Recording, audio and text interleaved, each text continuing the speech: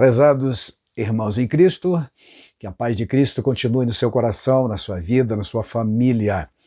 Juntos estamos mais uma vez para meditarmos na Palavra de Deus, nossa sequência de estudos sobre dons espirituais e dons ministeriais, que encontramos na Palavra de Deus. E como pentecostais que somos, acreditamos nesta atualidade, tanto dos dons ministeriais, quanto também dos dons espirituais para o povo de Deus, cuja finalidade básica, principal, é a edificação do corpo de Cristo e, como disse Paulo em Efésios 4:12, o aperfeiçoamento dos santos. Então, peço que você nos acompanhe mais uma vez nesta reflexão.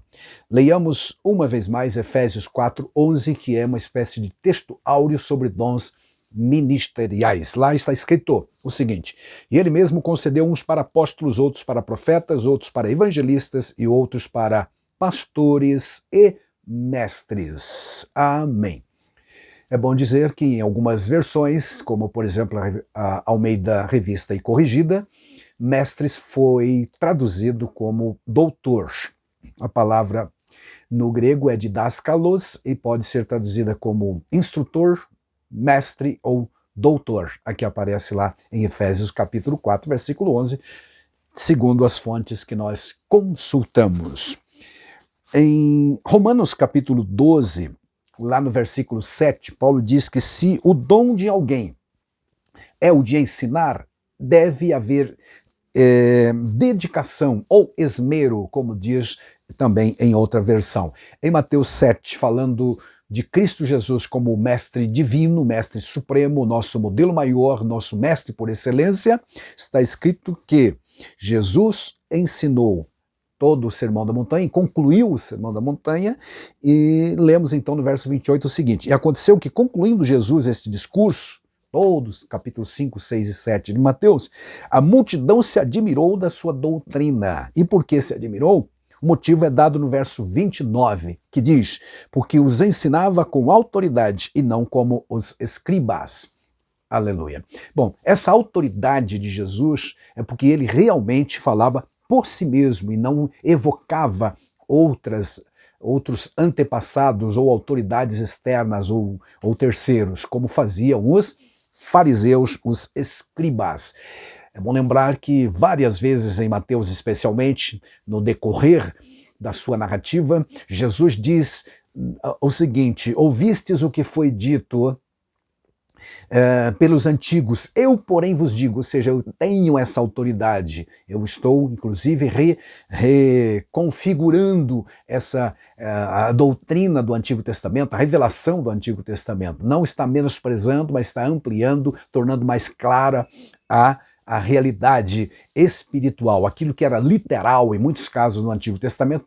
Agora, no Novo Testamento, na dispensação da graça, está espiritualizado verdadeiramente e não no sentido pejorativo, evidentemente. Amém? Então, repetindo, Jesus dizia: ouvistes o que foi dito pelos antigos, mas eu, porém, vos digo.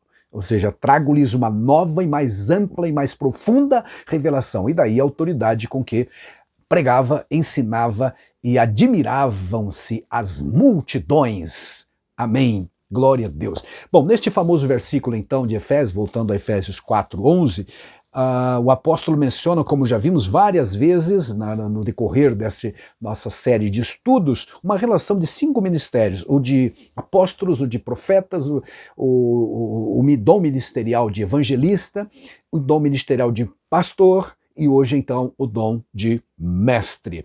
Nesta reflexão, focaremos, então, o ministério do mestre e a sua importância. Mestre, diz o dicionário, não é apenas alguém que ensina, mas é um professor de grande saber.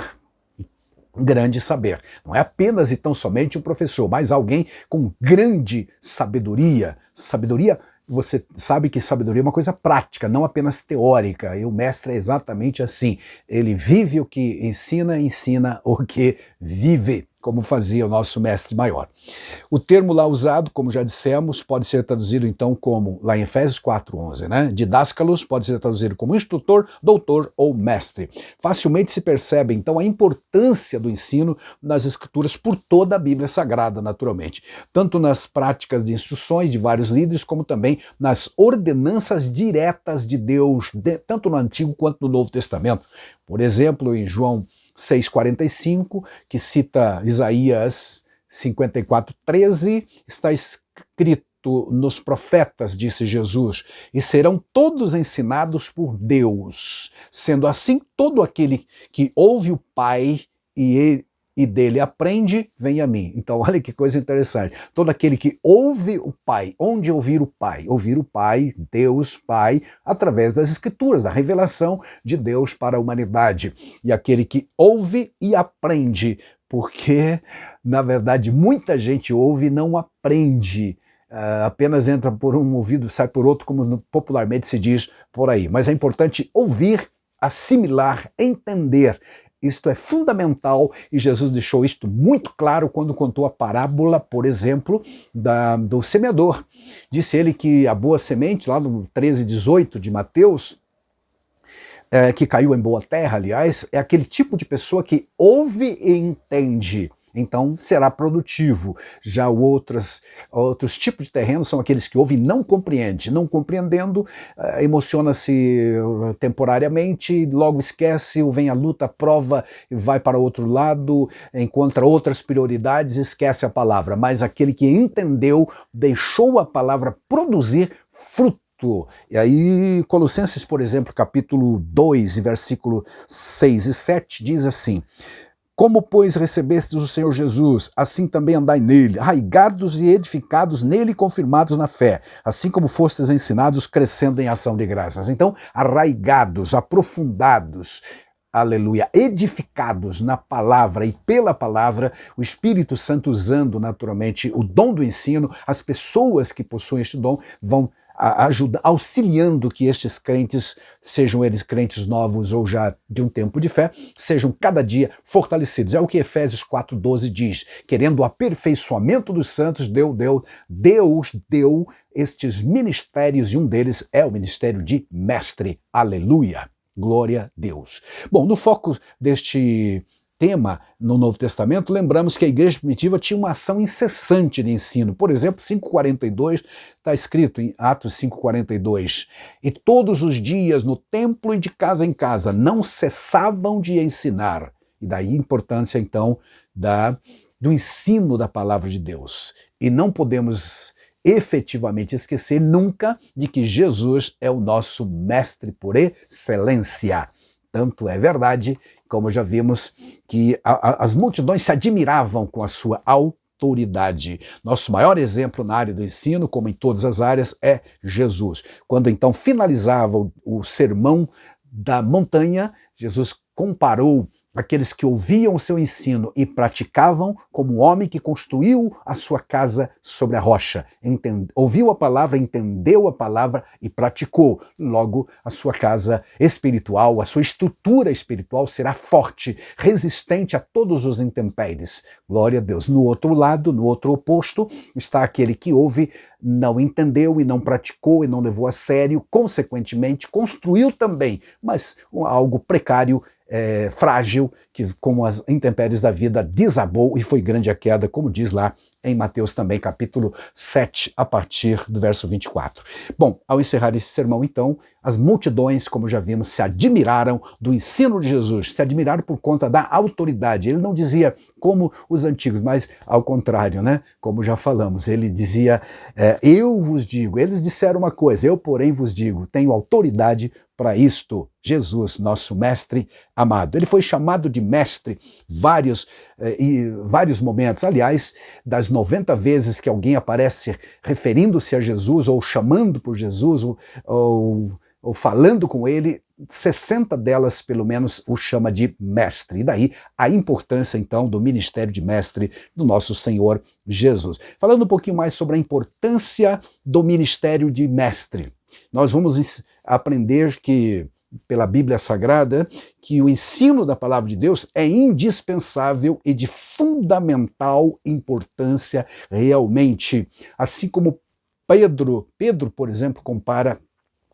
o leite para o recém-nascido, assim a palavra de Deus é para o crente em Jesus. Então, repetindo, o ensino da palavra de Deus é indispensável e de fundamental importância para o crescimento e a edificação da igreja de Jesus, conforme Romanos 15, Colossenses 1, 28, 2:7 que lemos, Colossenses 3:16 também. Por isso, ele mesmo vocacionou alguns, comissionou alguns para serem doutores ou mestres, ensinadores na igreja. A importância desse dom para a igreja se pode ver nos seguintes pontos. Primeiro, para o ensino da Bíblia Sagrada. Aí sim, né? A palavra de Deus, repetindo, é para o crente o que o leite maternal é para a criança recém-nascida. Base bíblica, 1 Pedro, capítulo 2, versículos 1 e 2. Por isso, Jesus enviou os seus discípulos não só a pregar, mas a ensinar ou fazer discípulo, conforme Mateus 28, 19 e 20. Através do ensino sistemático das Escrituras, o crente cresce forte e sadio, porque também não adianta crescer sem ter saúde. É preciso crescer forte e sadio. Crescer fraco e doente não é admissível para alguém que crê em Deus verdadeiramente. Quando falamos desse crescimento saudável, estamos falando da estrutura espiritual e moral, evidentemente, e até física também, porque a palavra de Deus tem diretrizes gerais para o ser humano, contemplando e abençoando o ser humano como um todo, completo. O evangelho pleno abençoa o homem como espírito, como alma e corpo também. A bênção é completa. Amém. Outra importância do dom ministerial de mestres se faz sentir para a efetiva preparação do crente para combater as heresias, ou seja, para refutar as heresias. O que é heresia? Só para lembrar, heresias são ensinos falsos, aqueles que contrariam o ensino cristalino da palavra de Deus, ensino claro, exarado na palavra de Deus, são heresias.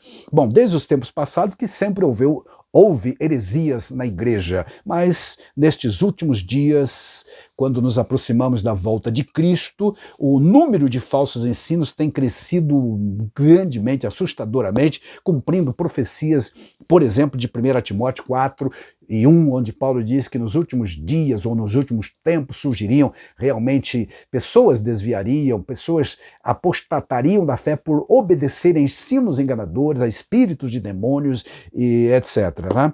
Eis aí a importância dos mestres na igreja para refutar tais heresias, como, por exemplo, lemos em 1 Timóteo capítulo 1, 13, 2 Timóteo 2, Tito capítulo 1, em vários textos sagrados, nós vemos a importância do preparo do mestre e também essa atitude do ensino da palavra de Deus como um antídoto contra o erro, contra o veneno das heresias no meio do povo de Deus. Por ser, aliás, um dom divino, o ministério de ensino mostra a sua importância realmente, como já falamos, para ensinar a palavra e preparar os crentes para combater as heresias. Aos Coríntios, Paulo declarou que junto aos outros ministérios, este está inserido como algo importantíssimo, visando o aperfeiçoamento dos santos e a edificação dos crentes, conforme Efésios 4, 11 e 12. E a relevância do ensino não pode ser negligenciada naturalmente. Glória a Deus por isso. Bom, falando sobre o preparo do mestre, porque apesar de ser um dom de Deus, o mestre precisa realmente de certo preparo, não para aperfeiçoar o dom, mas aperfeiçoar o exercício, melhorar o exercício do dom. Começamos então por lembrar que apesar de importantes requisitos intelectuais e conhecimentos que o mestre vai adquirindo, não é para aperfeiçoar o dom, repetindo, mas para aperfeiçoar a sua forma, o exercício do dom, a maneira como ele pratica o dom que Deus deu. A forma ou a prática do ministério pode e deve melhorar, ser aperfeiçoado e realmente será se ele for dedicado. Tanto é verdade, voltando a Romanos 12:7, que diz: se é ensino o dom que você recebeu, esmere-se no fazê-lo, ou seja, haja dedicação para aquele que ensina. E essa dedicação, este preparo, vai passar por alguns itens que vamos mencionar rapidamente. Por exemplo, a primeira das exigências para o mestre cristão é a sua conversão, não tem outra forma. O seu relacionamento com Cristo. Verdadeiramente de um salvo, não pode haver dúvidas quanto a isso. Ele precisa, se ele vai ensinar Bíblia, se ele vai ensinar crentes salvos em Jesus, ele precisa ser o exemplo de uma salvação. Como vai ensinar algo que ele não viveu ou que não tem experiência? Ele precisa ser salvo. Outra coisa interessantíssima, que é um dos requisitos básicos também do preparo do mestre no exercício do dom, é o hábito da leitura. Mestre deve ser alguém que tenha sempre o gosto pelo estudo intelectual geral, e isso permanente.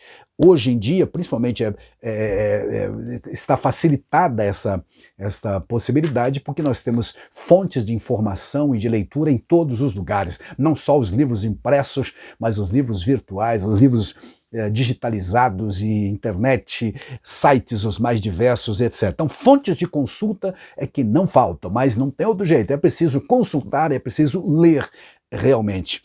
Agora, é preciso também pensar que precisamos concentrar, ou seja, sermos seletivos naquilo que lemos com qualidade, porque há um volume de informação neste mundo hoje muito enorme, grande, e nós não conseguimos sequer processar tudo. E conhecimento não é igual a informação não é igual a conhecimento. A informação só se tornará conhecimento quando ela for devidamente processada por nosso cérebro. Então, é melhor concentrar-se no tema que se está estudando, por exemplo, durante a semana, ou durante o mês, ou o trimestre, focar naquilo, e então assimilar verdadeiramente. Em 2 Timóteo 4:13 encontramos escrito: quando vieres, traze a capa que deixei em Troade, em casa de Carpo, e os livros, principalmente os pergaminhos,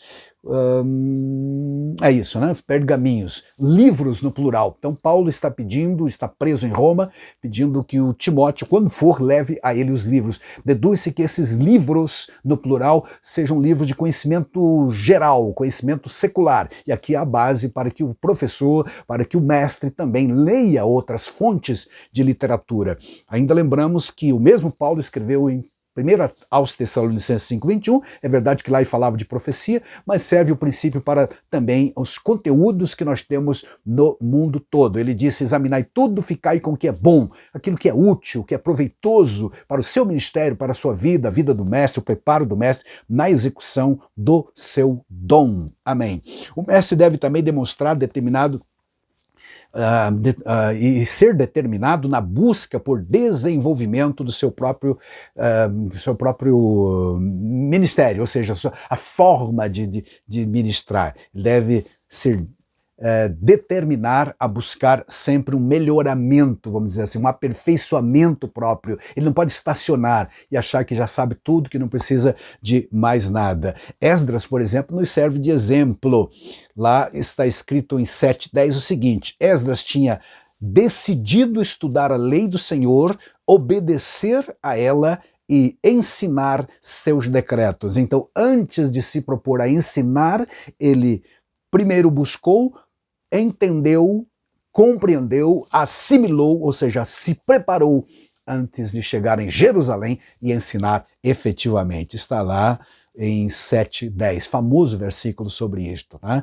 Temos um exemplo de alguém que se prepara muito antes de ser efetivamente usado em sala de aula ou ministrar uma palestra ou uma aula. Glória a Deus por isso.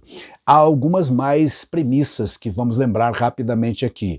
Por praticar o ensino bíblico, ele precisa estudar amplamente a Bíblia, amplamente, de onde ele vai tirar o principal conteúdo. Então, conhecer as doutrinas, todas as doutrinas, ou pelo menos as básicas doutrinas da palavra de Deus, para poder ensinar com excelência na igreja. Por ser um educador, o mestre precisa também procurar conhecer pelo menos de forma básica, os princípios e métodos de ensino, ou a didática, a forma da comunicação da palavra de Deus. Por ser mestre, ele precisa conhecer os seus alunos também.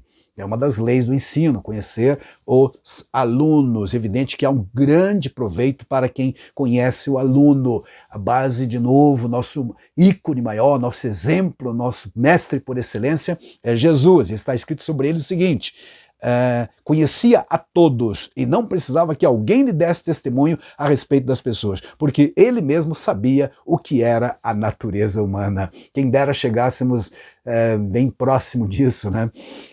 Verdadeiramente. Nós devemos orar e conhecer, pelo menos basicamente, as condições ou a vida. Conhecer o aluno verdadeiramente faz a diferença para o mestre. Aleluia!